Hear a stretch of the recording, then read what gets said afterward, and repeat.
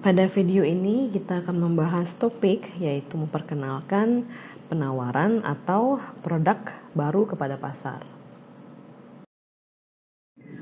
Adapun poin-poin bahasan dalam video ini yang pertama adalah tantangan apa yang dihadapi oleh perusahaan dalam mengembangkan produk dan layanan baru. Yang kedua adalah proses dan struktur organisasional seperti apa yang dilakukan oleh manajer untuk mengelola proses pengembangan produk baru. Yang ketiga, apa saja tahapan-tahapan utama dalam mengembangkan layanan dan produk baru. Yang keempat, apakah yang menjadi cara terbaik dalam mengelola proses pengembangan produk baru.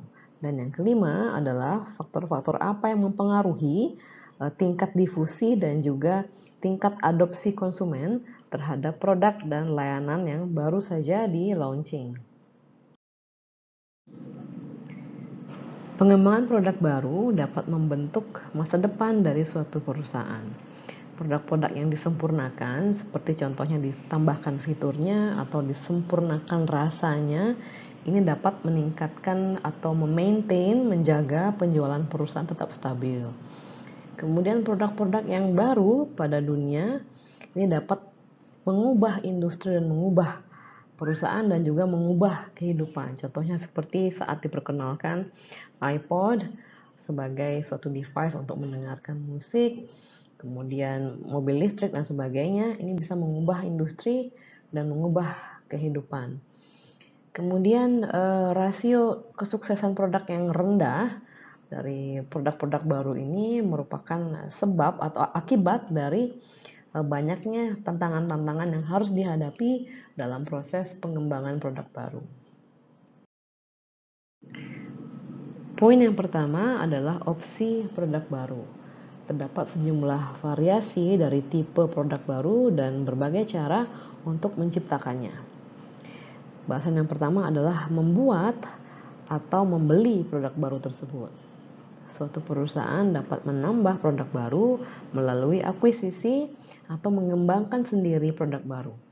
Saat mereka memutuskan untuk mengakuisisi, perusahaan dapat membeli perusahaan lain, dapat membeli paten dari perusahaan lain atau lisensi atau franchise dari perusahaan lain. Contohnya adalah raksasa makanan dari Swiss yaitu Nestle.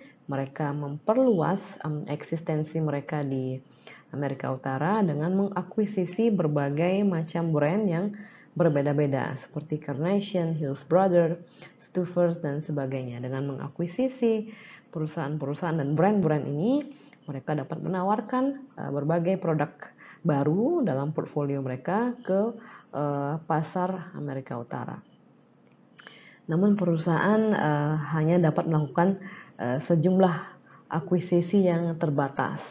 Pada suatu poin tertentu, mereka perlu untuk melakukan organic growth atau perkembangan organik, yaitu artinya adalah mengembangkan produk baru dari dalam perusahaan dengan menggunakan sumber daya perusahaan sendiri. Dalam mengembangkan produk, perusahaan dapat menciptakan produk baru di laboratorium mereka sendiri atau mereka dapat melakukan kontrak dengan periset independen atau perusahaan-perusahaan pengembang produk baru untuk mengembangkan produk-produk baru yang spesifik atau teknologi-teknologi baru. Perusahaan seperti Samsung, General Electric, Diageo, dan sebagainya, mereka memiliki new product consulting boutique, itu untuk menyediakan insight-insight yang fresh dan pandangan-pandangan atau perspektif yang fresh mengenai potensi-potensi dari pengembangan produk baru. Bahasan berikutnya adalah tipe-tipe produk baru. Produk baru terbentang dari produk yang benar-benar baru pada dunia yang dapat menciptakan pasar yang benar-benar baru hingga ke pengembangan produk yang hanya merupakan penyempurnaan minor dari produk yang sudah ada. Aktivitas pengembangan produk sebagian besar adalah pengembangan atau improvisasi dari produk yang sudah ada. Contoh dari aktivitas ini adalah brand extension, yaitu memperkenalkan suatu produk dengan mempergunakan merek yang sama Jadi memperkenalkan produk baru yang masih dalam satu kategori pasar ataupun kategori pasar yang berbeda. Contoh dari brand extension adalah saat Dove ini mengembangkan produk untuk pria, yaitu Dove for Men. Jadi ini merupakan pengembangan produk baru dari Dove, tapi masih menggunakan merek atau brand Dove. Jadi ini merupakan contoh brand extension. Contoh lain adalah saat Panasonic memperkenalkan produk-produk elektronik yang lain seperti TV, kemudian kulkas, dan sebagainya. Jadi pada Sony contohnya modifikasi dari produk-produk yang sudah ada ini merupakan atau membentuk 80% dari aktivitas pengembangan produk baru mereka.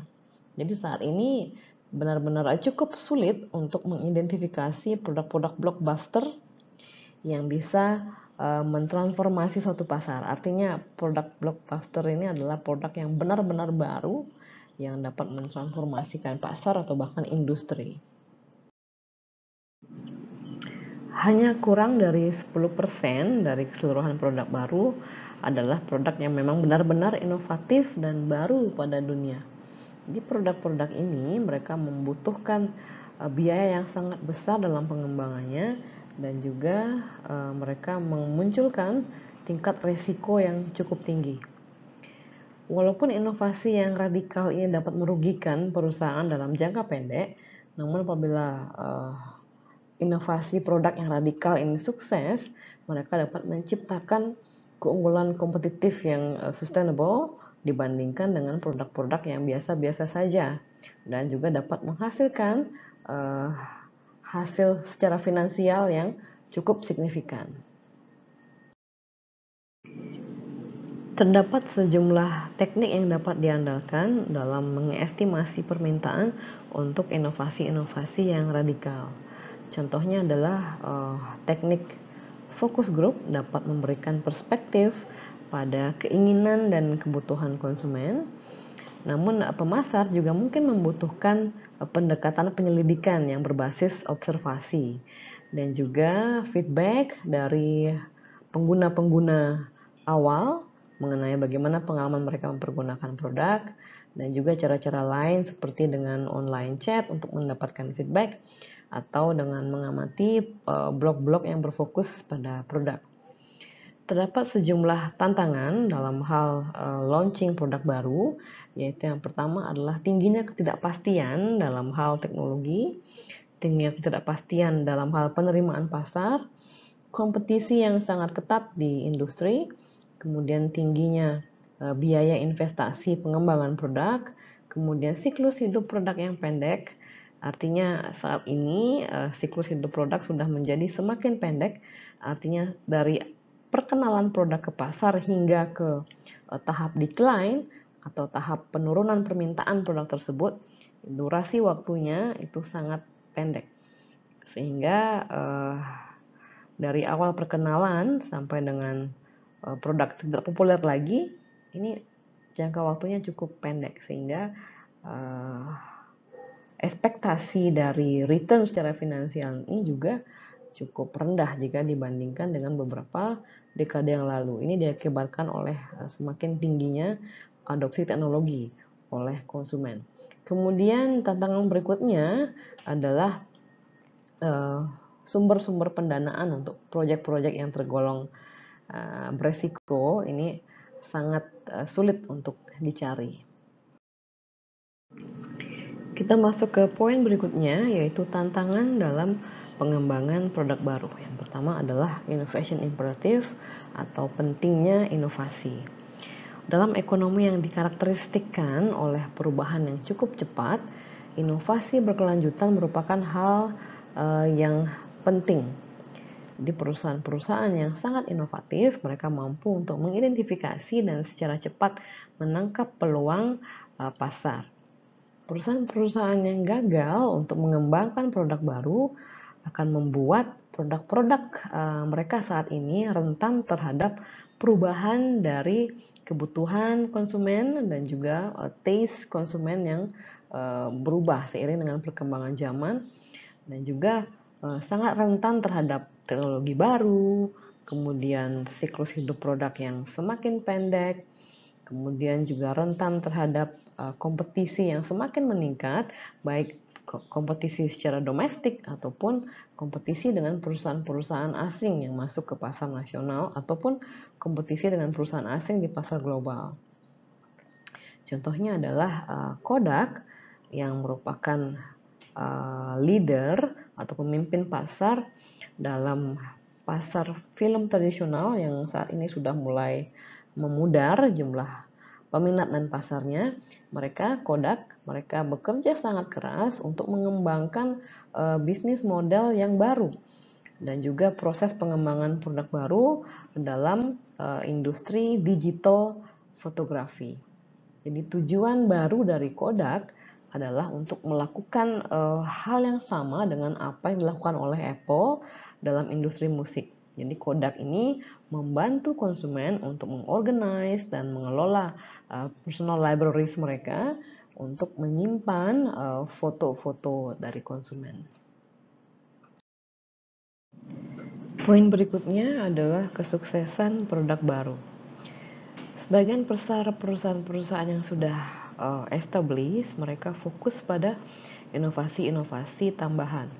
Jadi memasuki pasar baru dengan mengutak-atik produk mereka untuk konsumen yang baru, mempergunakan variasi-variasi pada produk inti yang mereka miliki untuk tetap berada satu langkah di depan pada industri. Dan mereka berusaha menciptakan solusi-solusi sementara untuk permasalahan-permasalahan pada industri. Contohnya adalah saat Scott Pepper, saat mereka tidak bisa berkompetisi dengan Fort Howard Paper Co. untuk dalam hal harga untuk pasar tisu toilet bagi perusahaan. Jadi ini merupakan pasar B2B, business to business. Jadi Scott Pepper ini mereka mencoba mencari solusi dari perusahaan-perusahaan Eropa, yaitu dengan memperkenalkan dispenser toilet tisu yang dapat menampung roll tisu yang lebih besar, sehingga dapat dipergunakan dalam waktu yang lebih lama, sehingga penggantian toilet tisu ini tidak perlu dilakukan sesering mungkin. Jadi Scott Pepper ini membuat roll toilet tisu yang lebih besar dan juga memberikan konsumen yang merupakan perusahaan ini dengan dispenser toilet tisu secara gratis. Jadi Scott tidak hanya memenangkan konsumen pada pasar yang baru ini, Scott juga tidak menjadi terlalu rentan terhadap kompetitornya, seperti salah satu kompetitornya yaitu Fort Howard. Jadi Fort Howard ini bisa menurunkan harga, namun Fort Howard tidak menawarkan roll tisu yang lebih besar dan juga tidak menawarkan dispenser yang dibuat secara tailor-made terhadap perusahaan-perusahaan yang menjadi konsumennya. Ditemukan juga bahwa produk yang didesain semata-mata ditujukan untuk pasar domestik menunjukkan rasio kegagalan yang cukup tinggi, juga menunjukkan market share yang rendah dan juga tingkat pertumbuhan yang rendah. Kemudian produk yang didesain untuk pasar dunia atau setidaknya didesain untuk mengakomodir juga pasar negara tetangga, produk-produk ini dapat mencapai profit yang secara signifikan lebih tinggi di pasar domestik mereka dan juga di pasar internasional. Jadi implikasinya adalah perusahaan perlu untuk mempertimbangkan untuk mengadopsi perspektif internasional dalam merancang dan mengembangkan produk baru. Walaupun produk tersebut hanya akan dijual di pasar domestik saja. Tingkat kegagalan produk baru diestimasikan setinggi 50% atau bahkan 95%. Jadi produk-produk baru ini gagal diterima di pasar karena beberapa alasan. Yang pertama adalah tidak melakukan riset pasar atau melakukan riset pasar tapi salah menginterpretasikan hasil riset. Berikutnya adalah mengoverestimasi dari ukuran pasar. Artinya ukuran pasar ini di overestimate atau tidak mengetahui ukuran pasar secara akurat. Kemudian biaya pengembangan produk yang tinggi, desain produk yang kurang baik, kemudian kinerja produk yang tidak efektif, kemudian ketidaktepatan dalam hal positioning produk, ketidaktepatan dalam hal iklan, penetapan harga, dan juga kurangnya support distribusi. Kemudian faktor lain adalah kompetitor yang juga menyerang dengan cukup keras, dan yang terakhir adalah tingkat return on investment yang rendah. Terdapat sejumlah tantangan dalam pengembangan produk baru. Yang pertama adalah kekurangan ide-ide penting. Contohnya adalah mungkin terdapat hanya sedikit cara yang dapat dilakukan untuk meningkatkan produk-produk basic seperti baja misalnya. Dia ada sedikit sekali cara untuk melakukan diferensiasi atau improvisasi pada produk baja ataupun produk deterjen misalnya. Kemudian yang kedua adalah pasar yang sudah terfragmentasi. Jadi pasar ini akan terfragmentasi seiring dengan waktu. Jadi saat awal perkenalan suatu produk, katakanlah awal perkenalan produk smartphone misalnya, smartphone jenis apapun akan diterima, jadi ukuran pasar cenderung sangat besar. Kemudian lama-kelamaan akan terfragmentasi ke menyesuaikan dengan keinginan dan kebutuhan konsumen. Contohnya ada konsumen yang menginginkan smartphone khusus untuk selfie, kemudian konsumen yang khusus untuk gaming, konsumen untuk bisnis dan sebagainya. Jadi semakin lama pasar akan semakin terpecah-pecah sesuai dengan kebutuhan dan keinginan konsumen yang semakin berkembang di pasar satu produk tertentu. Jadi company atau perusahaan dalam hal ini mereka perlu memfokuskan produk baru mereka pada ukuran pasar yang kecil. Sehingga ini artinya penjualan juga lebih kecil dan juga profit akan juga semakin kecil untuk setiap kategori produk pada setiap kategori pasar. Berikutnya adalah hambatan-hambatan sosial, ekonomi, dan hambatan dalam hal birokrasi atau peraturan kepemerintahan. Produk baru ini perlu untuk memuaskan beberapa standar yang ditetapkan oleh pemerintah, seperti standar keamanan, standar lingkungan. Contohnya untuk produk-produk seperti mobil harus memenuhi standar dari pollution standar yang ditetapkan oleh perusahaan. Jadi ini merupakan suatu tantangan juga bagi perusahaan untuk bagaimana dapat memenuhi standar polusi minimal yang perlu untuk diikuti oleh perusahaan. Kemudian berikutnya adalah biaya pengembangan. Di perusahaan typically mereka harus menghasilkan banyak ide untuk menemukan hanya satu atau beberapa ide yang layak untuk masuk ke dalam proses pengembangan lebih lanjut. Sehingga ini artinya adalah biaya R&D yang tinggi, biaya manufacturing, dan biaya pemasaran yang cukup tinggi juga. Tantangan berikutnya adalah kekurangan modal. Jadi sejumlah perusahaan dengan ide-ide yang baik justru tidak mampu untuk mendapatkan pendanaan untuk melakukan riset produk dan meluncing produk baru tersebut. Permasalahan berikutnya adalah waktu yang diperlukan untuk pengembangan produk ini menjadi semakin pendek. Di perusahaan dalam hal ini perlu belajar untuk bagaimana mengurangi waktu pengembangan produk dengan teknik-teknik baru, kemudian dengan mengajak partner untuk berkolaborasi, melakukan konsep tes lebih awal, dan juga melakukan perencanaan pemasaran yang lebih sophisticated atau lebih unggul. Kemudian berikutnya permasalahan adalah timing atau waktu launching yang kurang tepat. Jadi permasalahannya adalah produk baru kadang di launching saat kategori produk tersebut sudah tidak diminati lagi, atau mungkin saat produk ini memang merupakan suatu produk yang baru, cuman masih sedikit konsumen yang berminat untuk mencoba dan membeli produk baru tersebut. Permasalahan berikutnya adalah siklus hidup produk yang semakin pendek. Ini diakibatkan oleh disebabkan oleh kompetitor yang semakin cepat untuk mengcopy produk-produk baru dari suatu perusahaan. Contohnya Sony, mereka umumnya dulu biasanya dapat menikmati 3 tahun lead untuk produk-produk baru mereka. Namun sekarang dengan teknologi, perkembangan teknologi, kolaborasi dengan partner dan sebagainya, Matsushita yang merupakan kompetitor dari Sony, mereka bisa mengcopy produk-produk baru Sony hanya dalam waktu 6 bulan.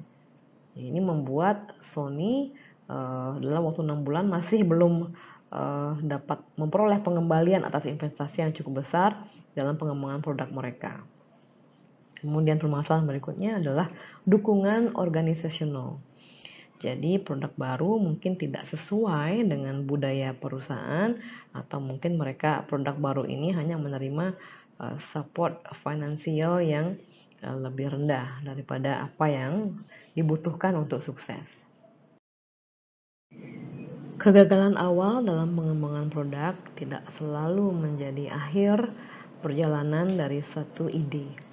Jadi memahami bahwa 90% dari obat-obat yang mereka eksperimenkan itu tidak sukses. Eli and Lilly mereka melihat kegagalan merupakan suatu bagian yang tidak dapat dipisahkan dari suatu penemuan. Jadi saintis-saintis atau ilmuwan-ilmuwan di Eli and Lilly mereka didorong untuk menemukan penggunaan-penggunaan baru dari obat-obat yang gagal saat eksperimen. Jadi contohnya adalah Evista, ini merupakan kontrasepsi yang gagal. Evista ini kemudian menjadi obat yang memperoleh profit yang cukup besar, yaitu 1 miliar dolar per tahun. Ini merupakan Evista ini kemudian menjadi obat osteoporosis. Contoh lain adalah Strattera, yaitu obat ini tidak sukses sebagai antidepresan, namun menjadi top seller untuk mengobati penyakit hyperactivity atau attention deficit disorder. Kemudian salah satu obat mereka yang cukup menjanjikan di dalam penyakit kardiovaskular yang sedang dalam tahap pengembangan, ini dimulai sebagai suatu proyek obat asma. Poin bahasan berikutnya adalah organizational arrangement atau dukungan organisasional. Yang pertama adalah budgeting untuk pengembangan produk baru. Hasil dari research dan development ini seringkali sangat tidak pasti, sehingga sulit untuk mempergunakan kriteria investasi normal saat melakukan budgeting untuk pengembangan produk baru. Sejumlah perusahaan mereka secara sederhana membiayai sebanyak apapun proyek yang mungkin mereka biayai, berharap untuk dapat menghasilkan atau mendapatkan beberapa produk baru yang berhasil di pasaran.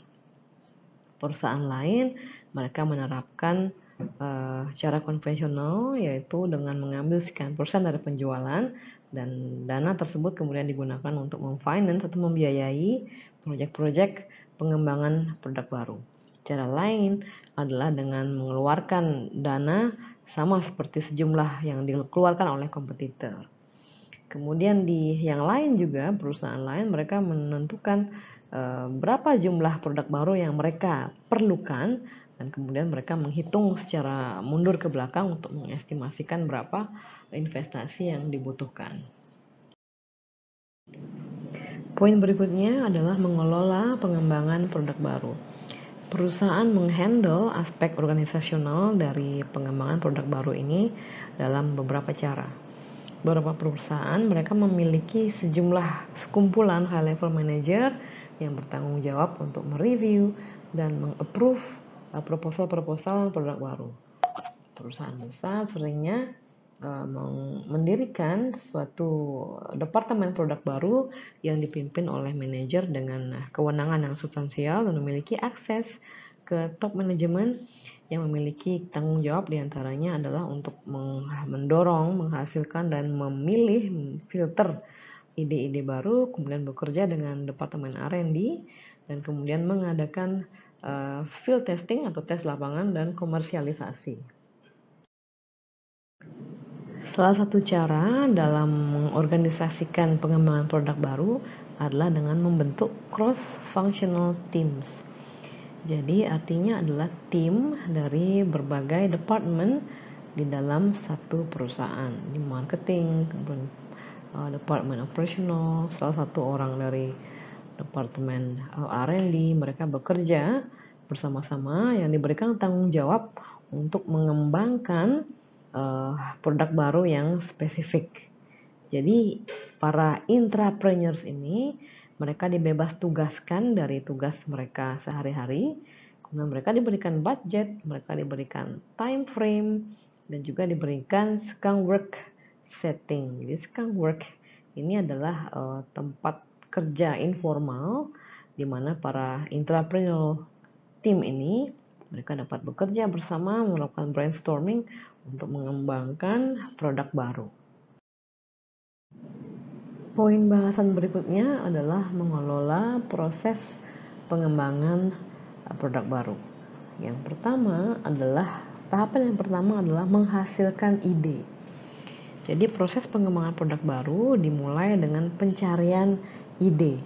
Jadi para expert atau ahli dalam marketing mereka percaya bahwa peluang terbesar dalam pengembangan produk baru adalah dengan cara menemukan kebutuhan-kebutuhan konsumen yang belum dapat dilayani oleh pasar saat ini, atau dengan melakukan inovasi teknologi yang dapat mengubah industri dan mengubah cara-cara atau mengubah kehidupan manusia. Jadi dalam mencari ide, beberapa cara dapat dilakukan. Yang pertama adalah dengan melakukan interaksi dengan yang lain. Jadi beberapa perusahaan mereka keluar dari lingkungan internal mereka untuk mencari ide dari sumber-sumber eksternal. Jadi termasuk customer sendiri, kemudian juga karyawan yang merupakan sumber internal perusahaan, ilmuwan, teknisi. Mereka juga mencari ide dari saluran pemasaran mereka atau distributor mereka, agensi pemasaran, top manajemen, dan bahkan mereka mencari ide dari kompetitor mereka. Kebutuhan dan keinginan konsumen merupakan tempat yang logis untuk memulai pencarian ide. Pengguna awal dari suatu produk merupakan suatu sumber yang baik yang menjadi input dalam pengembangan produk baru. Bahkan para pengguna awal ini mereka sering menginovasikan produk tanpa pengetahuan dari perusahaan yang memproduksi produk tersebut. Contohnya adalah sepeda gunung. Jadi sepeda gunung ini dikembangkan oleh perusahaan sebagai hasil dari pengamatan mereka terhadap perilaku anak-anak muda yang membawa sepeda mereka ke atas gunung dan kemudian menaiki sepeda mereka menuruni gunung. Jadi saat sepeda mereka rusak dalam aktivitas ini, para anak muda ini kemudian mulai melakukan modifikasi terhadap sepeda mereka yang rusak itu dengan menambah dengan membuat sepeda mereka menjadi lebih tahan lama atau awet dengan menambahkan rem yang biasa digunakan pada motor, kemudian improve suspensinya, meningkatkan suspensinya, dan menambahkan aksesoris yang dibutuhkan. Jadi pengguna awal inilah yang mengembangkan inovasi dan bukan perusahaan. Jadi perusahaan ini mengamati perilaku pengguna awal, kemudian mengadopsi modifikasi mereka menjadi suatu bentuk produk baru yang dapat dijual oleh perusahaan. Kemudian ide juga dapat diperoleh dari berinteraksi dengan karyawan. Jadi karyawan ini dapat menjadi sumber dari ide-ide baru untuk meningkatkan produksi, menyempurnakan produk, menyempurnakan produksi, dan menyempurnakan layanan. Toyota mereka mengklaim bahwa karyawan mereka mengumpulkan 2 juta ide setiap tahunnya. Jadi Toyota memberikan kompensasi secara moneter, yaitu dalam bentuk uang, atau yang non material seperti memberikan libur, kemudian penghargaan sebagai rekognisi kepada karyawan-karyawan yang mengirimkan ide-ide terbaik. Jadi ide-ide produk baru ini juga dapat datang dari para penemu, kemudian pengacara paten, datang dari universitas, laboratorium komersil, konsultan industri, agensi iklan, kemudian perusahaan riset pemasaran, dan juga publikasi-publikasi industrial. Perusahaan dapat menemukan ide yang bagus dengan meriset produk atau layanan dari kompetitor atau perusahaan-perusahaan lain. Jadi perusahaan dapat mencari apa yang disukai oleh konsumen dan tidak disukai oleh konsumen pada produk kompetitor. Perusahaan juga dapat membeli produk kompetitor, mengamatinya, untuk kemudian merancang produk yang lebih baik. Untuk menghasilkan ide-ide produk baru, perusahaan dapat mengadopsi creativity teknik. Terdapat beberapa teknik kreativitas. Yang pertama adalah atribut listing. Jadi di sini mendaftar atribut-atribut dari suatu objek, katakanlah sebagai contoh obeng, kemudian memodifikasi masing-masing atribut, seperti contohnya menggantikan handle kayu dengan plastik, kemudian menyediakan daya torsi, kemudian menambahkan kepala skru yang berbeda, dan seterusnya. Kemudian teknik kreativitas yang kedua adalah force relationship. Jadi di sini mendaftar sejumlah ide dan kemudian mempertimbangkan masing-masing ide dalam hubungan atau kaitannya dengan satu sama lain. Sebagai contoh dalam mendesain furniture kantor yang baru, contohnya pertimbangkanlah item-item furniture seperti meja, rak buku, dan filing cabinet ini sebagai suatu ide yang berbeda. Kemudian bayangkan suatu meja yang dibangun dengan built-in bookcase atau rak buku yang built-in di dalam meja tersebut. Atau bayangkan suatu meja dengan built-in filing cabinet, atau rak buku dengan built-in filing cabinet, dan seterusnya sesuai dengan kombinasi relationship tersebut. Teknik berikutnya adalah analisis morfologi. Di sini kita memulai dengan suatu permasalahan, seperti contohnya adalah bagaimana membawa sesuatu dari satu tempat ke tempat lain melalui kendaraan yang diberikan suatu daya. Sekarang pikirkanlah berbagai dimensi-dimensi di dalam permasalahan ini. Seperti yang pertama adalah tipe platform apa yang akan digunakan. Apakah kereta, kursi, sling, atau bahkan tempat tidur. Kemudian pikirkanlah dimensi mediumnya. Apakah melalui udara, air, minyak, atau rel. Dan kemudian pikirkanlah dimensi sumber dayanya.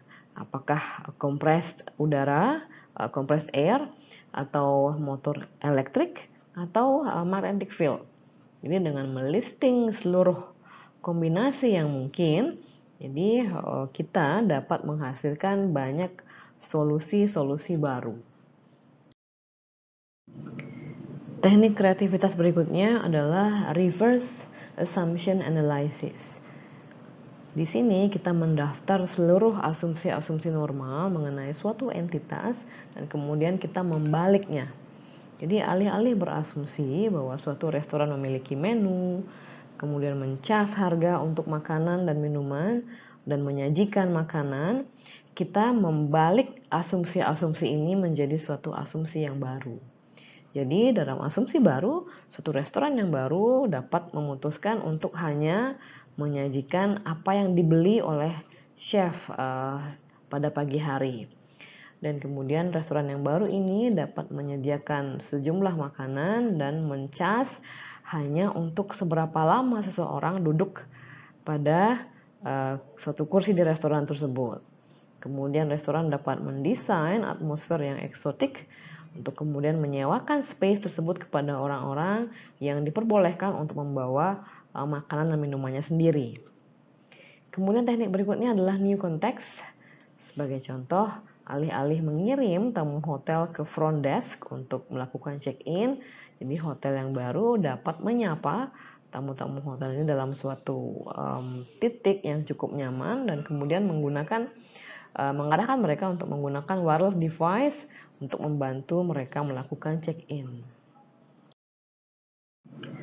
Seringnya ide produk baru muncul dari pemasaran lateral yang mengkombinasikan dua konsep produk atau dua ide produk untuk menciptakan suatu produk atau tawaran yang baru. Berikut ini adalah contoh-contoh yang sudah terjadi dan cukup sukses. Pertama adalah gas station store, yaitu menggabungkan gas station dengan penjualan makanan. Berikutnya adalah cereal bar yang sering kita jumpai di berbagai supermarket.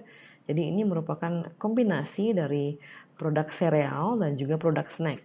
Jadi sereal ini juga dapat dinikmati saat waktu snack. Kemudian Kinder Surprise. Jadi mungkin familiar dengan merek Kinder Joy. Jadi ini menggabungkan antara permen, manisan atau coklat dengan mainan yang dipasangkan pada kemasannya. Kemudian ide berikutnya adalah Sony Walkman. Jadi ini menggabungkan antara mendengarkan audio dengan portability dari device-nya, sehingga pengguna dapat mendengarkan audio atau musik dengan device yang dapat dibawa kemana-mana. Subtopik berikutnya adalah mempergunakan idea screening. Dalam melakukan screening ide, perusahaan perlu menghindari drop error. Di drop error ini muncul saat perusahaan menolak suatu ide yang bagus.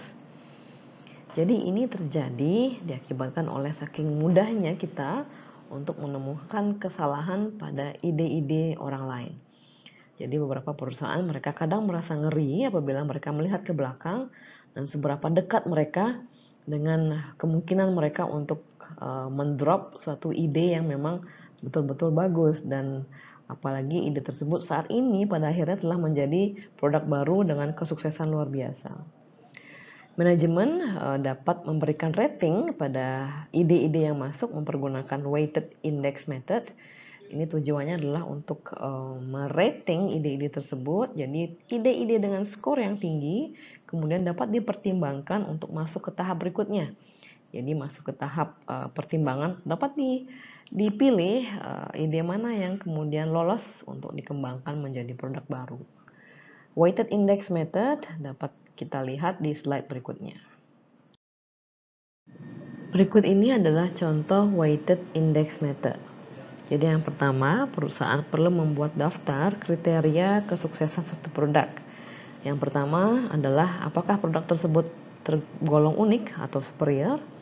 Yang kedua, apakah produk memiliki rasio yang tinggi antara kinerja terhadap cost. Kemudian yang ketiga, apakah produk baru tersebut akan mudah memperoleh dukungan dana. Kemudian yang keempat adalah apakah produk baru tersebut memiliki kompetisi yang intens atau tidak di pasar.